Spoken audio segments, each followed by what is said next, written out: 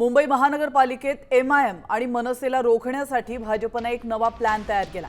भाजप आणि शिंदे सेना एकत्र गट स्थापन करणार का याबाबत राजकीय वर्तुळात चर्चा सुरू झाली आहे। सूत्रांच्या माहितीनुसार भाजपने शिंदे सेनेला संयुक्त गट स्थापनेचा प्रस्ताव दिलाय।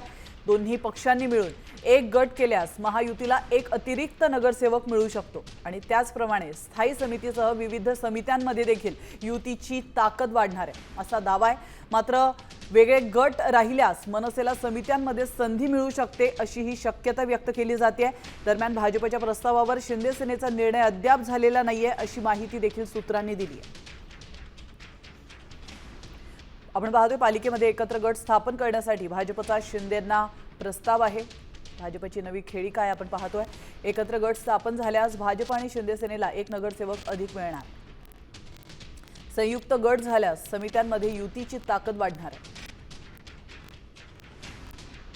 तर वेगळे गट केल्यास एमआयएम आणि मनसेला फायदा होणार आहे। भाजपच्या प्रस्तावावर शिंदे सेनेकडून अद्याप कोणताही निर्णय झालेला नाही।